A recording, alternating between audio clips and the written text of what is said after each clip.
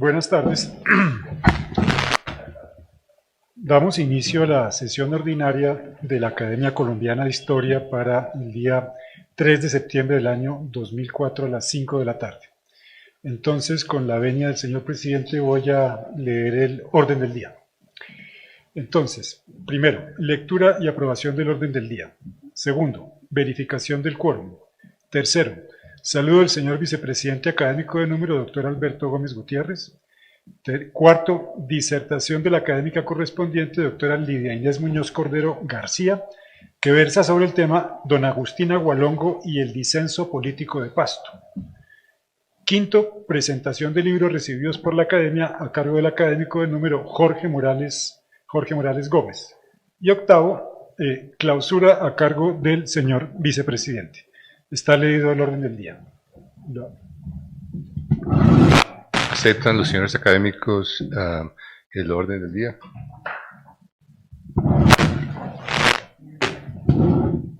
Segundo punto, verificación del quórum.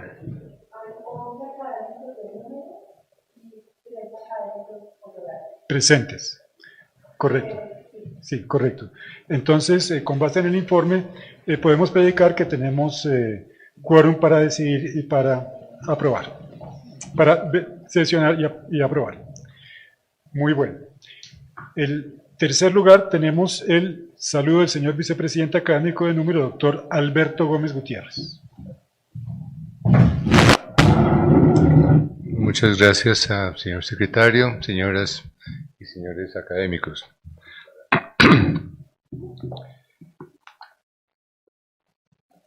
Hoy, la académica Lidia Inés Muñoz Cordero hablará de un realista atípico para la mayoría, pero como lo mostró bien el académico Karl Langebeck en su reciente libro Conquistadores e Indios, las categorías binarias revelan usualmente un profundo desconocimiento de la historia en cuanto no se han tenido en cuenta, por ejemplo, los indios que hicieron parte de las huestes conquistadoras, tanto como no se han estudiado suficientemente los realistas neogranadinos en la independencia, como Agustín Agualongo. Lidia Inés disertará sobre el impacto social de un individuo que algunos han calificado como mestizo, otros como indígena, promoviendo nuevamente una categoría binaria: ¿es o no es indio? ¿Es o no es blanco? ¿Es o no es negro? En una humanidad que es toda mestiza y es toda afrodescendiente, puesto que, como lo he dicho ya varias veces, todos descendemos de los primeros Homo sapiens que se originaron en el centro del África, y todos, hasta el más remoto finlandés y el más caracterizado indígena hoy, provenimos de entrecruzamientos milenarios de grupos humanos diversos. Todos hemos mestizado en un amplio espectro genético, cromático y cultural. Y la polaridad binaria de este género quisiera resaltar hoy, en esta sesión. Tampoco, digo la polaridad binaria de género, tampoco conviene a la humanidad, por muchas razones. Lidia Inés representa bien el valor de las académicas mujeres, pero no por ser mujer, sino por su alta calidad académica. La discriminación positiva en este y en todos los ámbitos de la sociedad solo se justifica en la medida en que persistan las desigualdades. La discriminación debe ser, en consecuencia, solo transitoria, y el género no debe validar, apenas modular a la persona. Es más un adjetivo que un sustantivo. Como en nuestra academia no hay desigualdades, y un número muy significativo de mujeres hace parte de nuestra corporación, no me corresponde en nuestro ámbito calificar a Lidia como una mujer, una magnífica mujer, que lo es, sino como una magnífica académica. Hace 3 años ya, en una ponencia previa de la académica Muñoz Cordero sobre la historia de Pasto, como proyecto piloto para otras ciudades colombianas, el académico Fernando Mayorga ponderó con razón su valor de líder regional de la historia, y yo diría también de líder de la historia regional. Precisamente por ser ella referencia calificada de la historia de su ciudad, recuerdo muy bien en medio de la preparación de la Humboldtiana neogranadina que la contacté y ella muy amablemente me respondió dos consultas. La primera sobre la fecha de fundación de San Juan de Pasto, que algunas fuentes citaban como el 24 de junio de 1537, ella me precisó que ese día correspondía al santo patrono por cédula real de 1559, pero que nada tenía que ver con la fundación del año 37. La segunda pregunta sobre el origen del barniz de Pasto, que Humboldt asoció primero a una invención de doña Catalina Petronila de Mora, encomendera de Timaná, y luego a las comunidades indígenas que la venían practicando por siglos, teoría que ella respaldó con fundamento. Así es que con esta reflexión de apertura y con mi agradecimiento público renovado, es un gusto darle la palabra, académica Muñoz Cordero.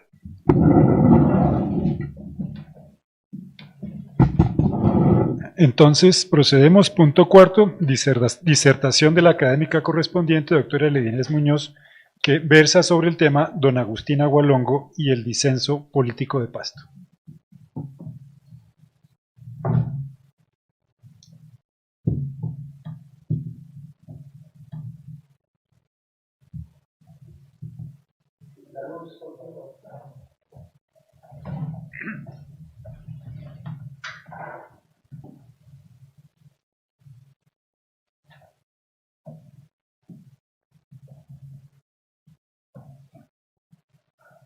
Muy buenas tardes.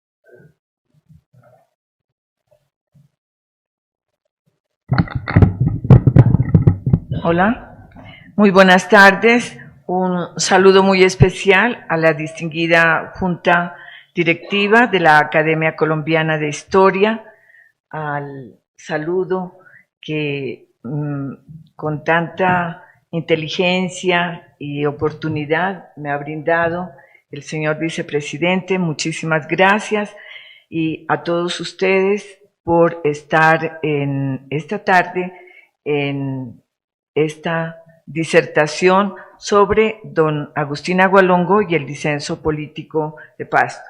Para mí constituye un honor esta oportunidad para hablar de la historia del sur. El tema de la intervención surge a partir del estudio sobre la posición de Pasto, conocida como el realismo pastuso, y que empecé a investigar en 1989 a raíz de una beca titulada Filosofía del pensamiento político del realismo pastuso, y ahora se deriva de una obra, Don Agustín Agualongo entre la paz y la guerra de Pasto.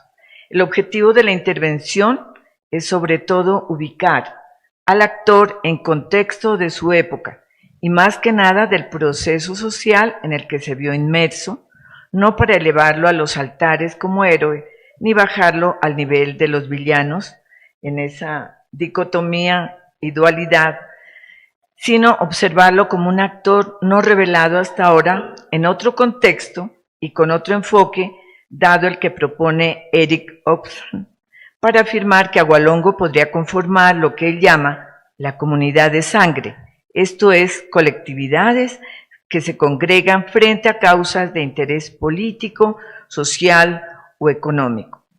Es muy importante hacer la aclaración que esta posición política de Pasto, traducida a través del realismo, nosotros la presentamos como un ejercicio al derecho al disenso, es decir, a pensar diferente, pero va a tener distintas fases, y no Agualongo va a ser el actor o el protagonista de todas estas fases, sino de la última fase del realismo pastuso. Nosotros miramos no como un acontecimiento, la historia, sino como un proceso. Y el disenso político de Pasto es de larga duración, porque comienza desde 1809 hasta el 28, es lo que hemos observado. Quería primero hacer una observación sobre la composición interétnica y social de Pasto, que se funda como villa en 1537. Cuenta con indígenas quillacingas, pastos, pero también yanaconas de linaje incásico, españoles raizales, que en el siglo XVII Pasto presentaba la mayor población de españoles raizales en comparación con otras ciudades, y también criollos indígenas, pero criollos españoles, y mestizos y afrodescendientes. Ese es muy interesante de tener en cuenta como un ítem. El otro componente cultural es el del acendrado sentimiento identitario, que si ya bien desde la representación en España de 1808 dice que se brinda a cada América como el título o el reconocimiento como españoles americanos, el Cabildo Pastuso también se toma de ese referente y dice nosotros que somos españoles americanos. Eso es como interesante ese presupuesto identitario. Lo otro es sobre lo de la educación, porque se ha manifestado, no es un pueblo que no tenía educación, no tenía un colegio superior o una universidad y por lo tanto careció de la influencia de la Revolución Francesa, por lo tanto es su posición y eso contraría la verdad. Los pastusos se educaron, no tenían una universidad, aunque la pedían desde 1562, pero se educaron desde el siglo XVIII hasta el XIX en Quito, en Popayán y en Barcelona, en las universidades. En el caso de Quito, en la Real y Pública Universidad Secularizada de Santo Tomás de Aquino, que hoy Universidad Católica y fue dirigida por la Compañía de Jesús. Se otorgaba el título de maestros en filosofía y títulos de doctores. El historiador alemán Edgar Kedin dice que entre julio de 1788 y el 30 de noviembre de 1820 se examinaron con éxito 550 alumnos. Unos eran españoles, otros provenientes de América, 7 de Popayán y 14 estudiantes pastusos. En todo ese periodo y aparecen los nombres de los Barreras, Benavides, Buccelli, Burbano, Figueroa, Pasos, Paz, Rosero, Villota y Zambrano. Esto no solo se educaron en esta universidad, sino también en la de San Gregorio, dirigida por los agustinianos en Quito, y en Salamanca como en Popayán. Esto me revierte la idea de que faltaba educación y que aparece una élite más que nada en el cabildo, presente en el cabildo, que es ilustrada, de criollos ilustrados. Lo otro que tenemos que mirar, que son 3 vías las que adopta Pasto a lo largo del proceso de independencia, que es de larga duración, que son el monarquismo o realismo, que todos conocemos, pero también existen claras evidencias de la posición por la república y por la independencia, y la tercera vía política no muy visible, que es la del separatismo y buscar la autodeterminación social y política. Avancemos. Sigan.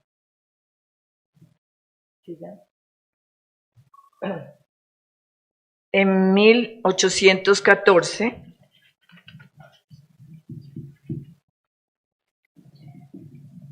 la expresión que se brinda de parte del Cabildo Pastuso a don Antonio Nariño, dice: Usía es quien nos viene a hacer la agresión más injusta. Por uno y otro extremo hemos padecido violencias, incendios, robos y escándalos, pretendiendo por la fuerza o sujetarnos o destruirnos al mismo tiempo que se decanta la libertad. Nosotros no apetecemos la guerra, sino la paz. Cabildo de San Juan de Pasto, Antonio Nariño, 3 de abril de 1814. Y en 1816, y esto para mirar la relación del pueblo pastuso frente a la monarquía y al rey, en carta que le dirige el Cabildo a Pablo Morillo en abril de 1816 dice: a costa de nuestra sangre se nos hacían promesas magníficas de poner en esta ciudad la capital de gobierno, el obispado, la Real Casa de Moneda y otros más. Pasado el susto, ha sucedido el olvido y aún la envidia y la emulación. El deseo de ser la capital de gobierno es un anhelo y una utopía que se va a traducir después a través de distintos medios y campañas y se le va a convertir en realidad en 1862, cuando es capital de la República ya federal en aquel entonces. Pero también le promete Bolívar en 1822 en las promesas, en lo de las capitulaciones, le promete que va a ser tratada igual que la capital de la República. Bueno, ahora ya vamos a nuestro tema. Primero tenemos que mirar el contexto de ese disenso político de Pasto que presenta desde 1809. A raíz, sigamos.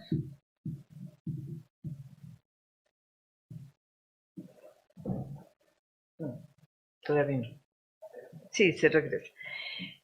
En 1809, Quito declara su interés por la independencia y provoca el gesto de pone a la autoridad virreinal y entran ellos a conformar la Junta Suprema, como ustedes bien lo saben, en 1809.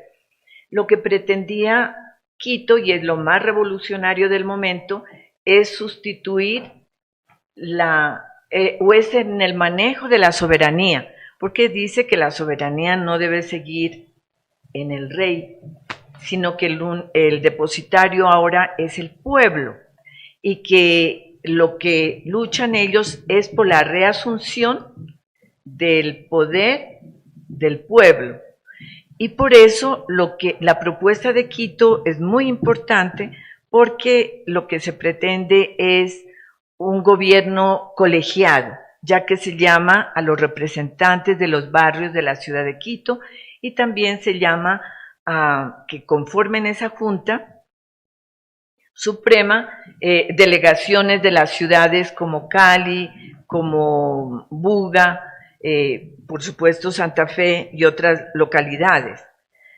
Y todas estas se pronuncian en contra de Quito, de su propuesta de hacer esta revolución y de adoptar la causa de la independencia, de tal forma que no es solo Pasto, pero Pasto argumenta su disenso político en este momento.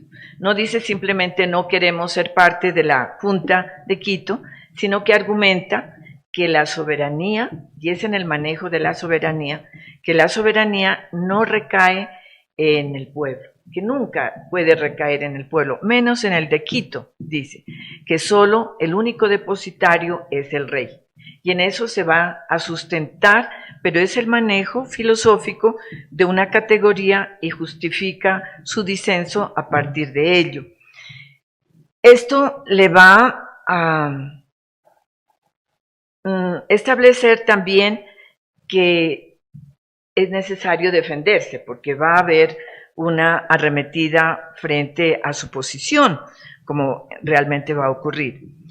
Lo que quiero destacar en este momento es que Pasto, a lo largo de todo el proceso de la guerra de independencia, que comienza para el caso del sur, 1809, porque Quito, o la Junta Suprema de Quito, al ver que Pasto disiente, quiere someter por la fuerza, por acción de las armas, a este pueblo que adopte esa posición. Por lo tanto, se comete el primer error y es el encuentro en las armas en Funes en 1809, en octubre de ese año. Lo que vale resaltar que a lo largo de todo el proceso, el Cabildo Pastuso va a acudir a una metodología muy especial, que es la de la consulta, lo que hoy se llamaría la consulta popular, a través de los cabildos abiertos, a través de las capitulaciones, como expresiones de la democracia básica que podríamos plantear. Pero ahora vamos al actor que queremos destacar en un contexto, no es con otra intención, y que es Agustín Agualongo.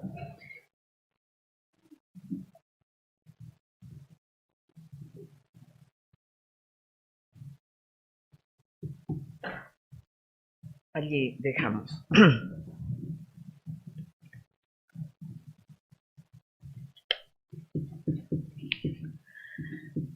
Sí, el personaje, al no tomarlo en su exacta dimensión, como es la del proceso social en la que se debatía, se lo trata, por un lado, por parte de los colectivos, de elevarlo como héroe, y de otros y de algunos autores de tratarlo en forma peyorativa como indio y como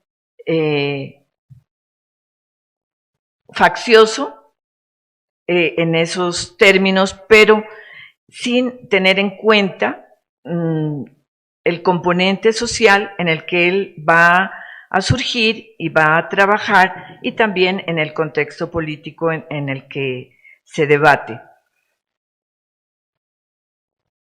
A partir de 1809, repetimos, inicia un proceso del disenso político de Pasto, pero con una justificación.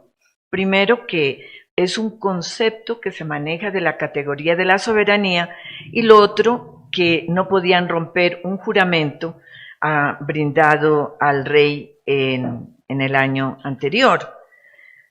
Ahora, del personaje Agustín Agualongo se lo trata en forma peyorativa como indio, y hasta hace poco un autor así mencionaba del caso de la batalla de Barbacoas, el combate entre el teniente coronel Tomás Cipriano de Mosquera y el indio Agualongo, y él tenía el mismo grado de teniente coronel en ese momento, pero miren cómo le subordina para tratarlo en ese sentido. Bueno, vamos, y en el libro también se hace toda una introducción en qué momento va a nacer Agustín Agualongo, en 1780, y al año siguiente ya se da una revuelta, una insurrección indígena en el Valle de Atriz. Son los indígenas quillacingas que se levantan contra los estancos al aguardiente, y hay el sacrificio de una autoridad colonial que es José Ignacio Peredo. En este medio, y se examina la época en la que nace, hay cierre del comercio, hay mucha pobreza, cantidad de niños expósitos, o sea que la ciudad vivía y atravesaba por unas condiciones económicas muy lamentables.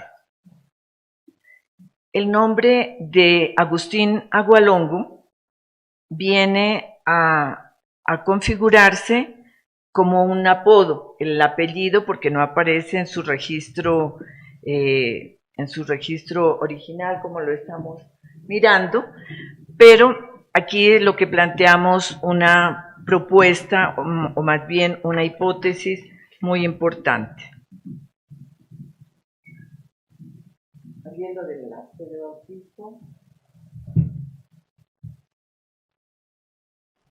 No, no corre.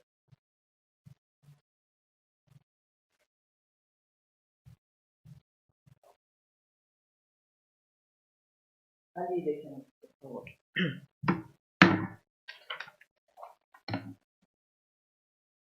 Las líneas de parentesco que bien establecen como Manuel Criollo, que es el padre, y allí dice indio, pero nosotros consideramos, ya les voy a decir, y Gregoria Cisneros Almeida Montañesa, que es la madre. Tienen 3 hijos. Uno de ellos es Agustín, la otra Custodia y la otra Camila. En el seguimiento de la genealogía, lo que vamos a identificar, y es nuestra hipótesis que aquí planteamos, que Agustín es hijo de Manuel Criollo, pero Manuel Criollo sería Yanacona, descendiente de linaje incásico.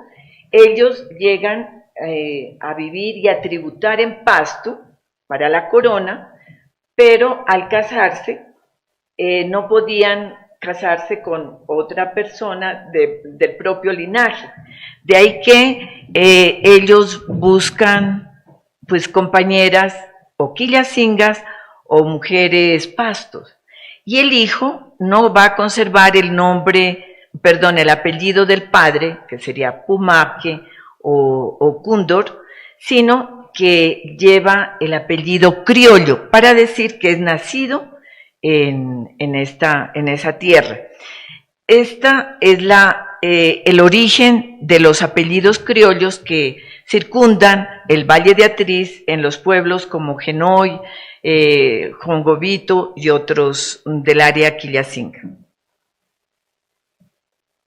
Y lo más curioso es de establecer que Agustín Agualongo no tiene unas relaciones muy importantes en el medio social de Pasto y vienen a darle lugar a que él se eduque, es alfabeto y tiene un oficio que no es común, el oficio de pintor al óleo.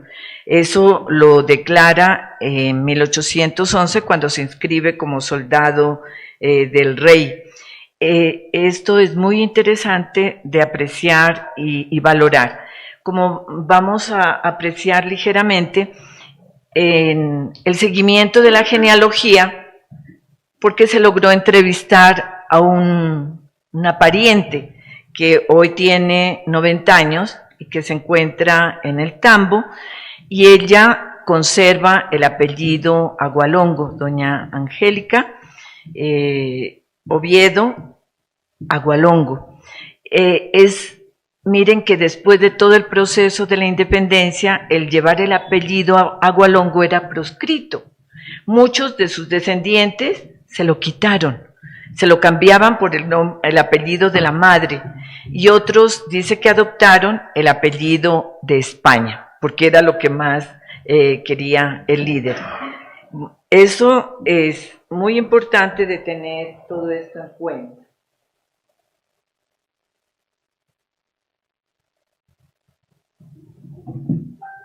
Y en el seguimiento de la genealogía, encontramos que a uno de sus parientes, ya en el siglo XIX, por supuesto, como hacia 1845, se observa que le dan el carácter de blanco, o sea, esa es su característica. Aquí aparece doña Angélica Florentina Oviedo Agualongo, que sí logra conservar el apellido. Aquí están sus hijos. En el Tambo. ¿Y por qué el Tambo? Porque en el Tambo fue el último refugio en el ya año 1823, a lo largo del segundo disenso, él se refugia en el Tambo. Tal es así que hay una altura que lleva el nombre hasta hoy de Agualongo, ¿no? La altura Agualongo porque allí era su refugio.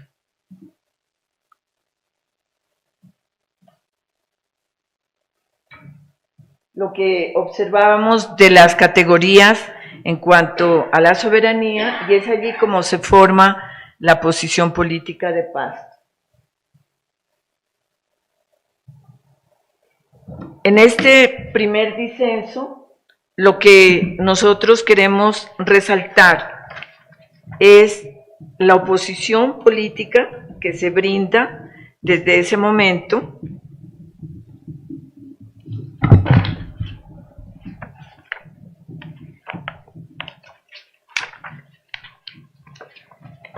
la resistencia, las acciones más que de ofensa, de defensa, y cambian de opinión por razón, persuasión o conciliación, adoptan la posición política de causa patriota en 1811 hasta 1812, adoptan la paz mediante capitulaciones de 1811 y 1822, y es en 1822 cuando se adopta el segundo disenso político. O sea que hay distintos cambios, no es una sola línea la de la oposición o la de este disenso. Y lo que poco se conoce, que en 1811, a través de dos cabildos abiertos, el cabildo Pastuso convoca a la consulta para decidir la paz o la guerra, y se adopta capitular por la paz. Y en esta posición abrazan la causa patriota y se están varios meses, casi un año, en esta posición, pero vienen otra vez a darse elementos contrarios de intervención para lograr volver a la posición inicial del realismo. Se adopta siempre como en una posición confrontada la paz, mediante las capitulaciones, tanto en 1811 y en 1822, después del proceso de Bomboná. Es la oportunidad o la etapa del segundo disenso político. Después de la batalla de Bomboná, que es donde hay un triunfo técnico de parte de los patriotas, se empieza a pensar en un tratado de paz mediante la capitulación de Pasto, y es Bolívar quien hace las correspondientes propuestas para la adoptar las capitulaciones. Y Pasto hace una contrapropuesta para definirse y decidirse con la paz, que se cierra el 6 de junio de 1822, como ustedes bien lo conocen. Esas capitulaciones son importantes de tenerlas muy presentes porque son fruto de consensos. Se ha consultado al Cabildo, se ha consultado al Consejo de militares u oficiales que dirigían los puntos de defensa para la entrada a Pasto. Se ha consultado a estos personajes, pero se olvidaron de consultar de parte del coronel Basilio García al pueblo, al que empuñaba las armas y estaba atento a la defensa de la ciudad. Y es allí donde se organiza el disenso, la disidencia más importante en este momento. Después que ya ha transcurrido el tiempo y se ha logrado la incorporación de Pasto, cuando digo Pasto es todo el territorio sur a la República, y ya se disfrutaba de un ambiente de paz después de 13 largos años de guerras, es como se encuentra que Agustín Agualongo, que estaba por fuera combatiendo por la causa del rey en Pichincha, y se encuentra con Benito Boves y Estanislao Merchancano y rompen el acuerdo de paz, rompen las capitulaciones y empieza, sí, el segundo disenso político, pero que ya es por otros liderado.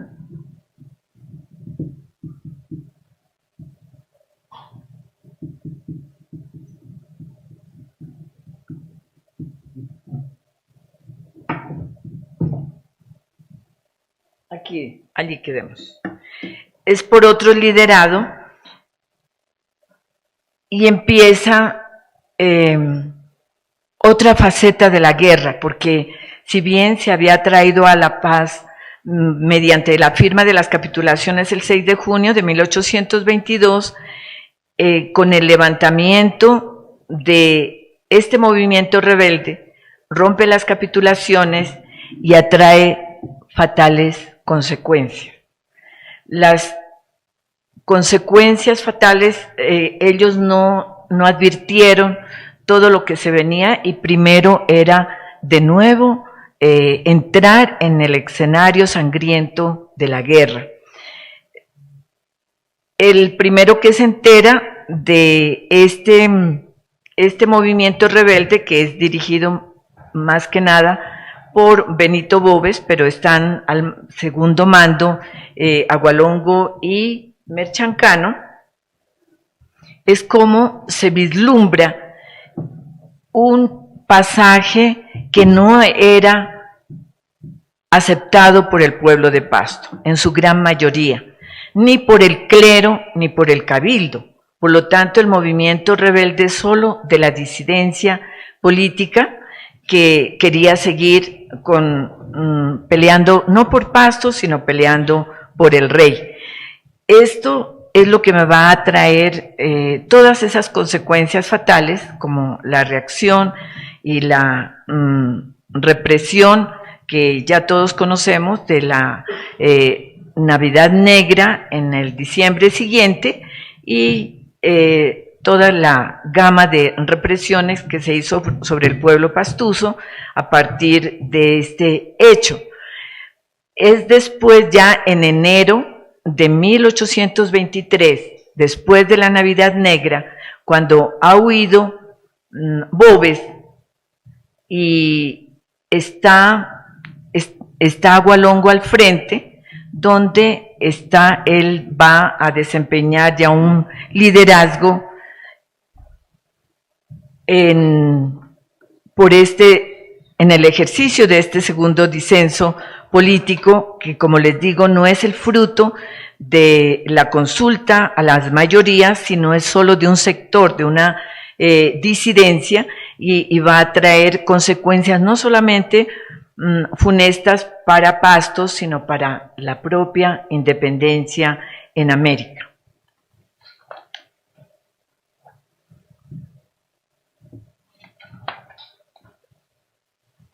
El levantamiento rebelde de Benito Boves en Pasto el 29 de octubre de 1822, allí observan toda la estructura militar. Se habla del coronel don Agustín Agualongo, porque desde 1816 ya el título que le dan desde acá de Bogotá es el de coronel, pero le empiezan a llamar don. Y el mismo Santander, cuando se dirige a él a finales de 1823, también le llama don Agustín Agualongo, porque era el título de honor que les daban a los militares.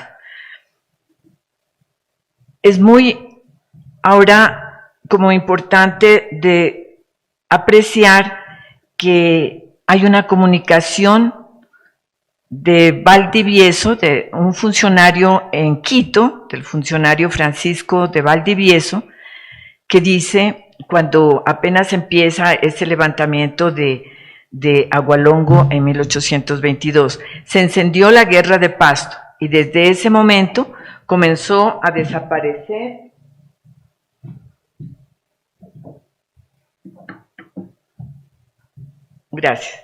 a desaparecer la riqueza de este departamento con la cesación del comercio y a debilitarse la opinión común.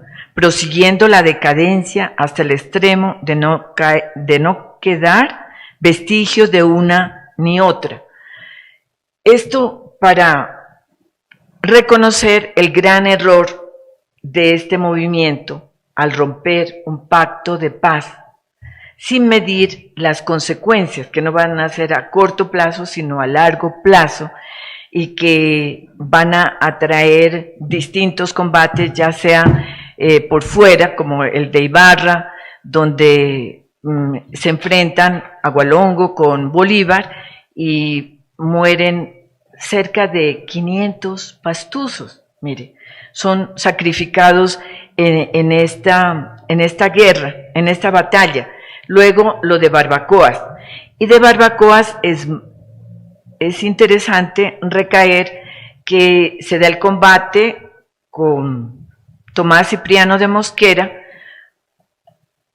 y Agualongo dice que hace su retirada de la escena de la guerra, pero no sin antes incendiar al pueblo de Barbacoas.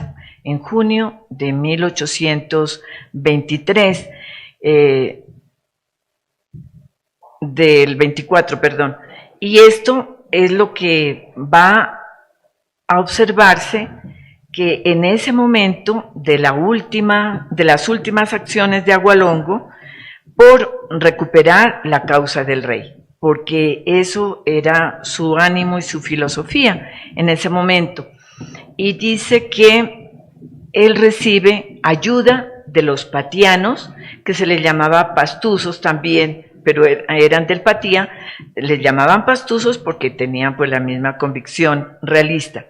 No solo en la batalla de Barbacoas, sino que en esos días siguientes van a seguir los asedios de los pastusos o los realistas pastusos a los patriotas, y se va a prolongar a lo largo de un mes, hasta que ya la guarnición de Agualongo cae en manos de Obando, como ustedes ya bien conocen, y después ya viene el proceso de su detención y la muerte en 1824, es decir, hace 200 años.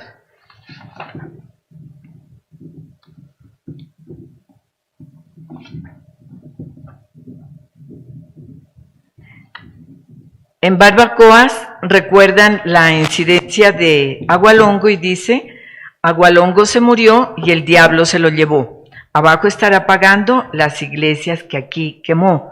San José sacó candela con un eslabón que tría, dicen ellos. San José chupó tabaco, tabaco chupó María. Avancemos un poco más. El largo proceso de este segundo disenso, que no fue compartido por el pueblo pastuso, ni por el clero, ni por el cabildo.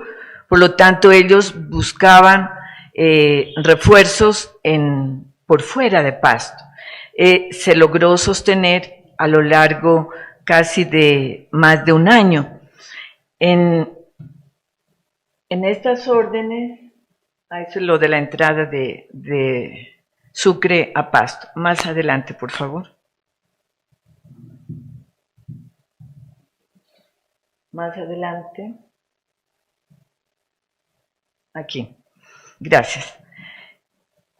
Allí observamos unos recibos que aparecen en el archivo de las monjas conceptas, que son las grandes protectoras de la causa del rey, y durante ese periodo de 1824, él tiene y cuenta la ayuda de las religiosas a través de los víveres que se le proporcionan a sus tropas.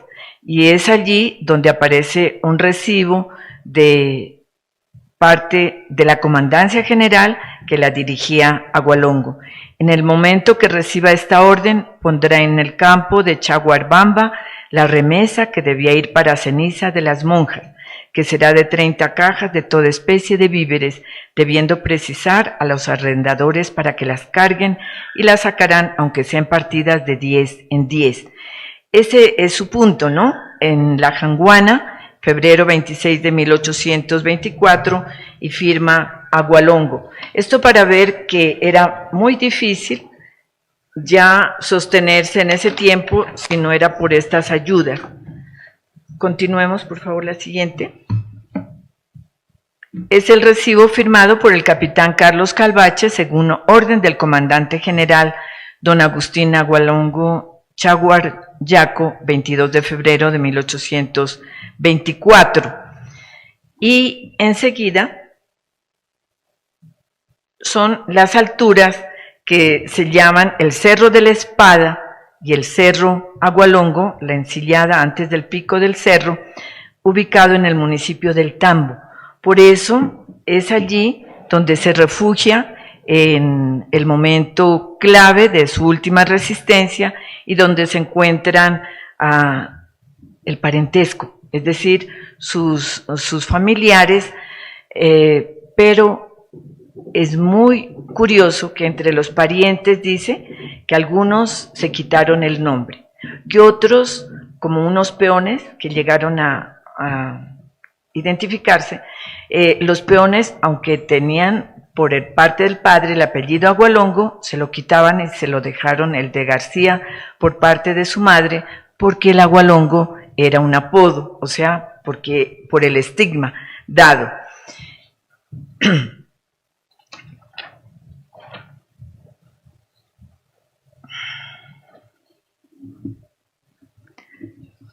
Ya en la parte final dice,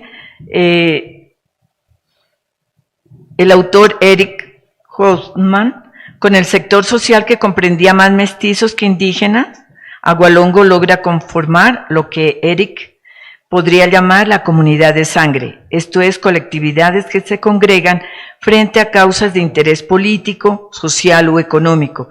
Su táctica de guerra de guerrillas fue la más exitosa frente a poderosos ejércitos en combate. El fenómeno que se genera en 1824, distinguidos señores, es de graves consecuencias. Por un lado, la guerra de Pasto, como lo dice José Félix Valdivieso desde Quito, dejaba en permanente riesgo no solo la estabilidad del propio proyecto de la independencia de América, de ahí que su propósito era, abro comillas, acabar a cualquier costo la guerra de Pasto, que es el primer interés de la República, por las repercusiones, porque uno lo ve como muy localizado, Pasto y Pasto, pero no, tenía repercusiones en la tuvo repercusiones nefastas y en la propia independencia y en el proyecto de independencia de América. Quería hacer énfasis, claro que hay muchos elementos que se quedan aquí en el tintero, es que dice. Bueno, lo que quería resaltar es proponerles otra mirada sobre los actores que son de estos momentos de la historia de Colombia.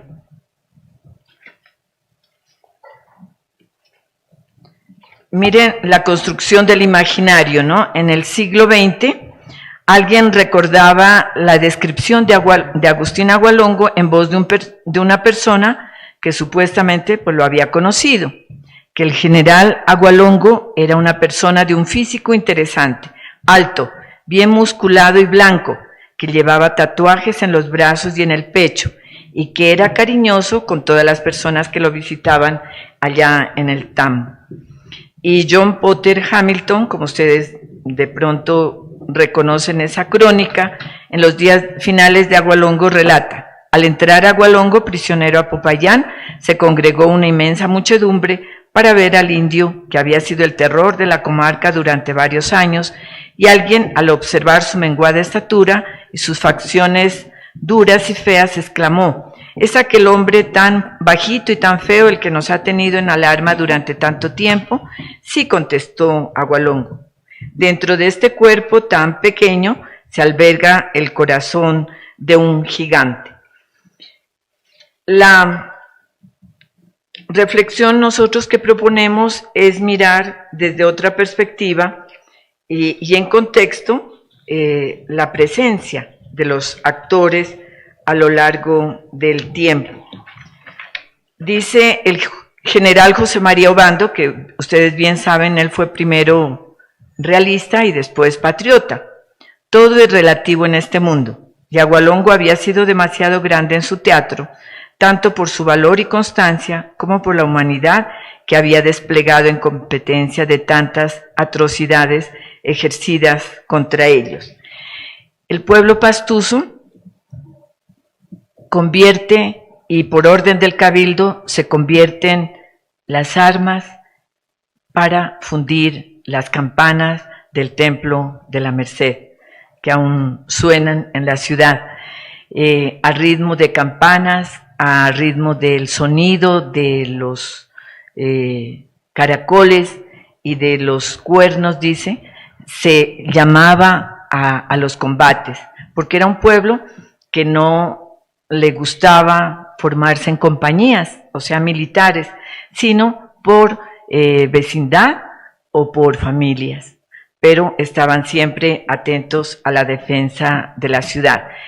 Si bien se tenían las tres líneas políticas, la más observable pues, es la realista, pero la situación es de atender y observar. Para la historia de Colombia, que en 1811 el pueblo pastuso, a través de su cabildo, de un cabildo abierto, es decir, de una consulta, adoptó la causa de la patria y prometió defenderla hasta las últimas consecuencias. También que en 1812 son 4 mujeres, Domitila Sarasti, Dominga Burbano, Luisa Figueroa La Góngora y Andrea Velasco, quienes sacrifican su vida en aras de propiciar la fuga de unos patriotas. Así se convierten en las primeras heroínas por la libertad. Es el caso que hace 200 años, en la batalla de Ayacucho, fueron músicos pastusos que en el regimiento de los Voltígeros, al mando de José María Córdoba, interpretaron la guaneña para dar ánimo a los patriotas y lograr la victoria final y la independencia del Perú. De una u otra forma, Pasto ha continuado con ese apego ahora a la República. Fueron los primeros en demostrar su patriotismo para defender la soberanía nacional en 1932, en el conflicto con el Perú.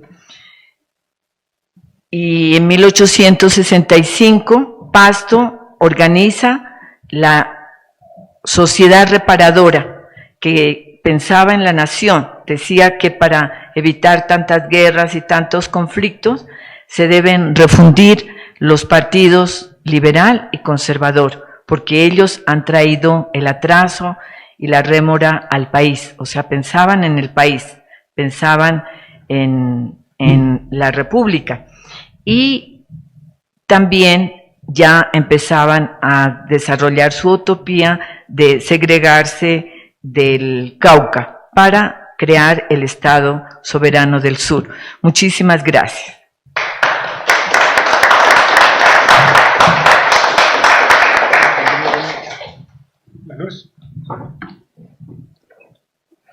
Gracias. Muy bien, muchas gracias a la doctora Lidia por su lúcida disertación que nos ha ilustrado muy bien sobre este tema. Para terminar este cuarto punto, abrimos entonces las preguntas que quieran formular los señores académicos y presentes. Roberto, por favor, adelante. Muchas gracias. Lidia, un especial saludo, me alegra mucho verte acá de nuevo.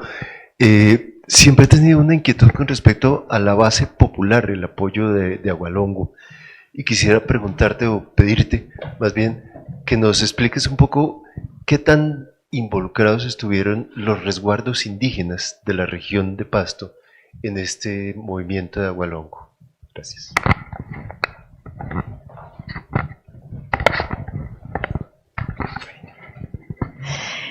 Muchas gracias por su atención. La mayoría sí eran indígenas, la población indígena, por supuesto, y eso desde el comienzo ya lo sabemos, y era una población trabajadora, pero se vinculan a la guerra, pero es más visible de observar que hacen parte de lo que se llaman las compañías de milicias, y el ejército, la compañía Invencible, que la dirigía Estanislao Merchancano. Él es primero el líder, que el liderazgo de Agualongo es tardío, se podría decir. Sí, es tardío porque es después de lo de la Navidad Negra, donde ya se lo observa mejor, pero antes, y por supuesto en las otras confrontaciones armadas que se hacían, son indígenas y mestizos. Los indígenas en los resguardos organizados más están claramente identificados más de Genoy, de estas partes de Jongobito también, Obonuco, que en épocas anteriores habían sido comuneros, porque también protestaron contra el rey y se levantaron, que es muy poco conocido ese movimiento de 1781. Y ese era su fuerte, ¿no? Su fuerte, pero hay indígenas y mestizos. Mestizos, los trabajadores en las distintas áreas de la manufactura. Lo que sí quiero destacar es esa presencia que hasta ahora ha sido invisibilizada de los yanaconas. Ellos son de origen y de linaje incásico, que hacen presencia en la sociedad de Pasto desde el comienzo, por supuesto, porque son y están actuando como tributarios. Y es allí donde se encuentra un elemento más para la composición social de Pasto.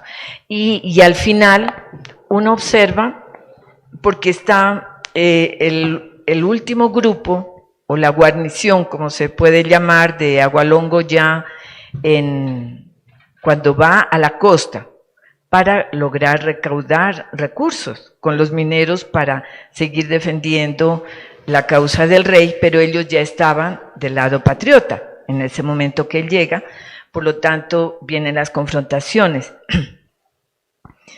Viene un mes después de la batalla de Barbacoas, viene un mes de acoso al área de la costa por parte de esta guarnición, pero es apoyado allí por los patianos.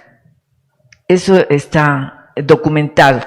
Lo que usted reclama, como es interesante mirar las alianzas que existieron de carácter, hoy se llamarían alianzas estratégicas, entre la élite pastusa, que no era ninguna ignorante, sino que era ilustrada, porque miremos el contenido de los discursos o de sus actas del cabildo, y con los indígenas para la defensa de la ciudad.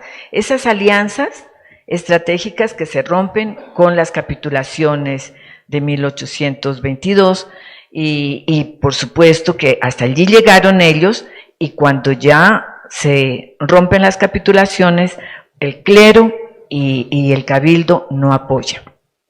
No apoya porque se estaba burlando un juramento, ¿no?, que se había dado también. Muchas gracias por su interés. Sí, un complemento a la pregunta del académico Lleras. Él indaga sobre qué tanto los indígenas pudieron participar con los realistas, qué tanto éxito tuvo Agualongo, que fue, como usted lo expone bien, realista. Yo pregunto, ¿qué tan católico era Agualongo y qué tan católicos la dimensión religiosa? Aquí se publicó un libro sobre los sermones de la independencia, en donde naturalmente había sacerdotes independentistas. ¿Qué tan católicos y qué tan partidarios de la iglesia eran las grupos indígenas de esos tiempos que hicieron las alianzas. Si usted tiene alguna evidencia de esa dimensión religiosa, dijéramos, de esos grupos humanos. Claro, es perfectamente visible a través de la documentación disponible, porque el lema del realismo es la defensa de España o la madre España, que es la patria. Esa era su patria, ¿no es cierto? Por eso se consideraban españoles, americanos, por ser la patria. La patria, Dios, la patria y el rey. Es la triada conceptual y que me conforma como el sustrato teórico de lo que era la posición realista. Sí, o sea, en eso me conjugaba. Lo uno sin lo otro no podía existir. O sea, sin Dios no existían los realistas. Sin el rey tampoco, y sin la patria imaginada menos. O sea, todo eso se traduce y en las capitulaciones que firma Pasto a través de don Basilio García en 1822 hacen énfasis que se respete también la religión que se profesa, porque se creía que los patriotas eran ateos, masones y todo lo demás, ¿no? Por lo tanto, es un componente muy fuerte y está muy relacionado, pero también lo he visto con otros pueblos de acudir a sus imaginarios y a su profesión cristiana, de acudir a Dios, a la providencia, para las acciones bélicas. O sea, tanto en la Navidad Negra como cuando llega Antonio Nariño, sacan por eso, en lo de Antonio Nariño sacan dos imágenes, ¿no? La de la Virgen de Mercedes, o la Michita Linda, que es la gobernadora de la ciudad, y a Santiago Apóstol, porque era pues el luchador, el guerrero. Y en la Navidad Negra también dice que se intentó hacer lo mismo. Muchas gracias.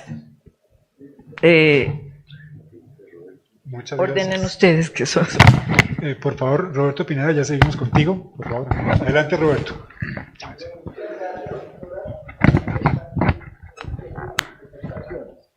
Yo quisiera hacer una pregunta. La Constitución de 1821, la Constitución de 1821 declara al indígena como ciudadano. Aquí me corregirán los jurisconsultos de la academia. Y eso significaba para entonces la parcelación de sus resguardos. Ciudadano era un hombre que tenía que tener un bien y significaba para los indígenas la parcelación del resguardo, tema central que vamos a verlo después hasta el 28, incluso con la regresión que hace Bolívar de esas disposiciones. Entonces, creo que la Constitución de Cádiz atenúa eso, ¿no? Había atenuado eso, y entonces mi pregunta es, en ese rompimiento del pacto, ¿qué tiene que ver la política frente a los resguardos en ese momento de que se sentirían eventualmente los indígenas eventualmente amenazados por la parcelación de su tierra, y no solamente su tierra, es el cabildo, etcétera, y toda una forma de organización política que aún subsiste, digámoslo así, si hay alguna influencia en eso.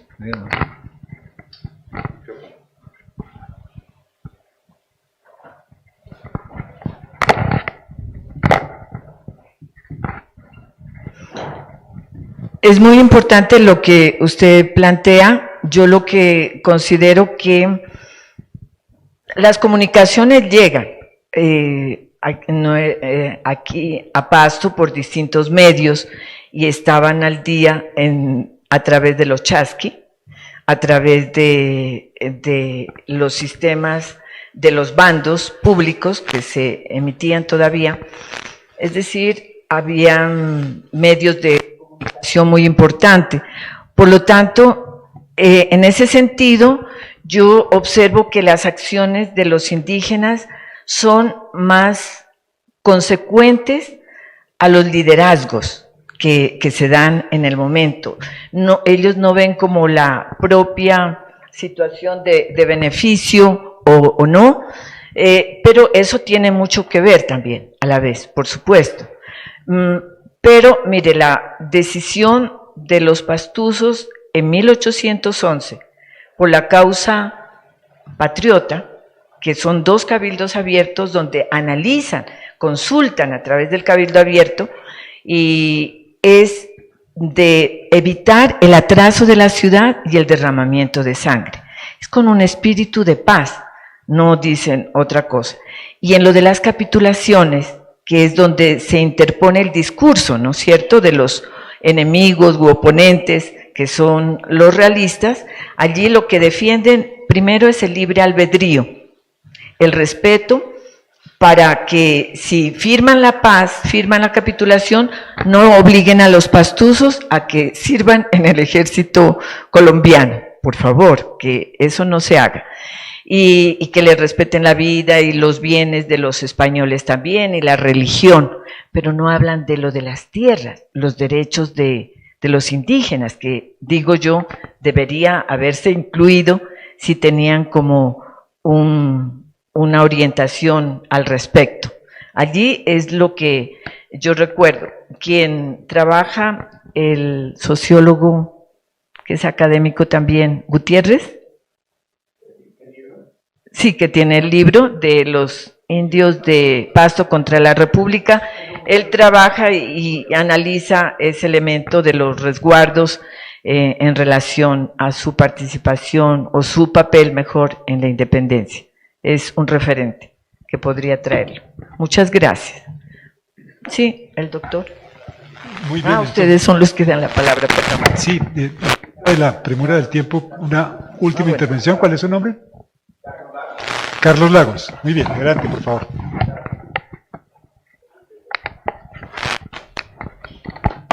Muchas gracias, un saludo para todos, un saludo a la conferencista.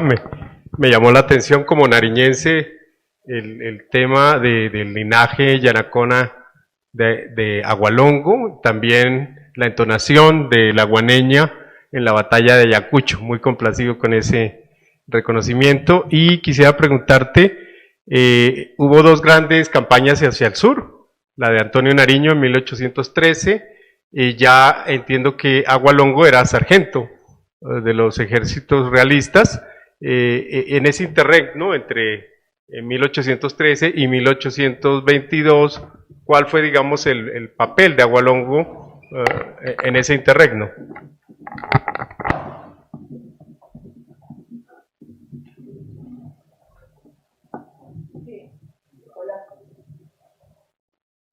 Hola. Sí, él ingresa como soldado voluntario del rey desde 1811, marzo de 1811. Deja su pintura, aquí olvidé traer, lo de la pintura, y se dedica ya de tiempo completo, toda su vida la dedica a esta causa, hasta el final. Ya era divorciado, ¿no? En ese momento, mire, divorciado legalmente porque la esposa se casa al poco tiempo, conforma otra familia. Bueno, a lo que vamos es a establecer que desde 1811 hasta 1824 él adelanta toda una carrera militar, que ha sido pues invisibilizada, como les digo, por los autores, y lo tratan simplemente de indio, pero no como militar. Eso es lo que queríamos reconocer. Y son graduaciones que él toma. Allí en el libro aparecen los distintos combates en los que participa. En varios pues es derrotado, por supuesto, pero se enfrenta a los generales patriotas en distintas ocasiones. Pero de parte del rey sí se lo destaca, o del rey no, pues de la causa realista y de las autoridades, porque lo nombra de jefe de un cantón militar, como es en Cuenca, y está 1 año en esta población para la defensa de la causa del rey.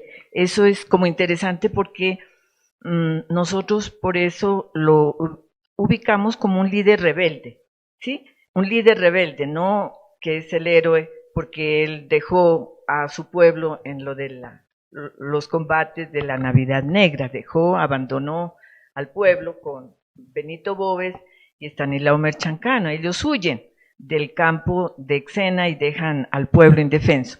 Entonces, a lo que voy es que él adelanta una carrera militar muy interesante y tiene todos los grados. Y el último que le llega es de general, brigadier de los ejércitos del rey, pero pues demasiado tarde cuando él ya no vivía.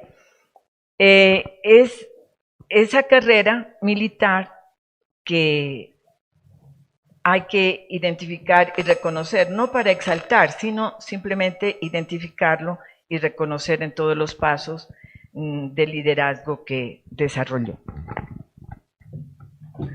Muchas gracias.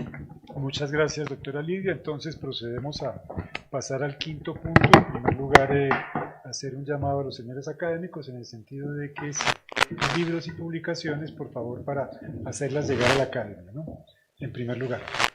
En segundo lugar, tenemos la presentación de libros del académico de número Jorge Morales, encargado de la biblioteca, quien nos va a señalar cuáles han llegado.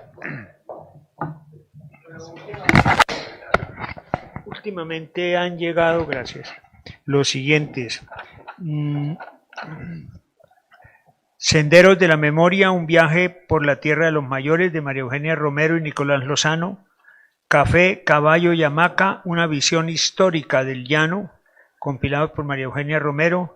La lengua Páez, una visión de su gramática, por Tulio Rojas Curie. Pasados presentes, la vivienda en Colombia, de Alberto Saldarriaga. La vivienda prehispánica Calima, de Héctor Salgado y otros autores.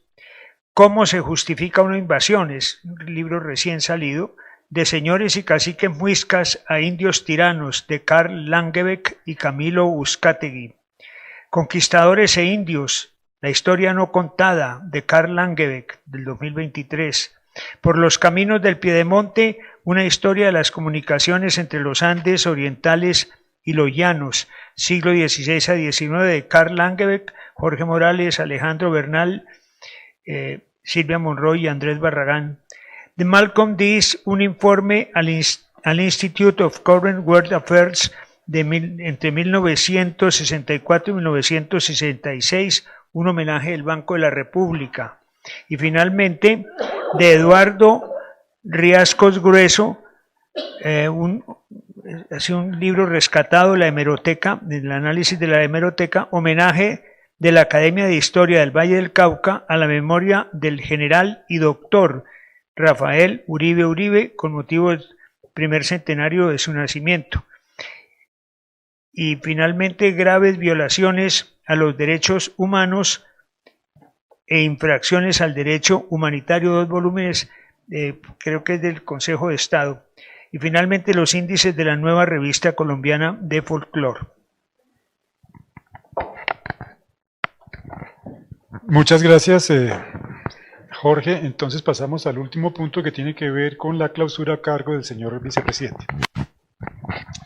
Gracias, señor secretario. Pues es una sesión corta, debo decir, académica Muñoz Cordero. Quedan muchas preguntas, pero es un sobrevuelo muy importante que usted hizo hoy para entender y corregir aspectos olvidados de la historia.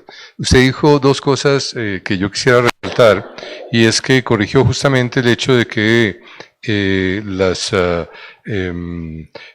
habitantes de Pasto, desde todos los tiempos, pero en particular en el momento que usted analizó, eran ilustrados.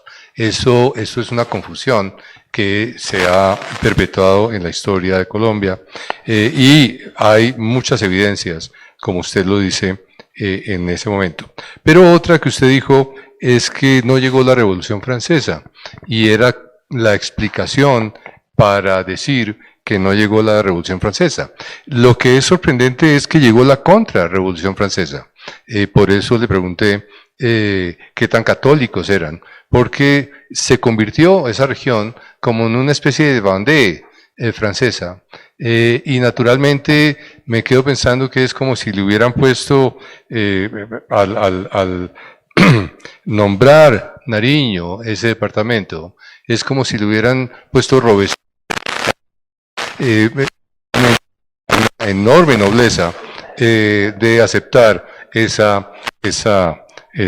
nombre para ese departamento, pero naturalmente también hay que entender que todo no es polaridad y que Nariño tuvo una influencia muy positiva en otros dominios para esa y otras regiones de este país. De tal manera que quedamos muy ilusionados del artículo que usted va a someter a la Boletín de Historia de Antigüedades, muy probablemente puntualizando, ordenando y eventualmente integrando las inquietudes que se presentaron hoy en su reflexión para poderlo dejar por escrito, para que los que no pudieron asistir hoy presencial o virtualmente puedan estudiarlo como se debe ser, porque realmente usted se ve que es una conocedora muy amplia del tema.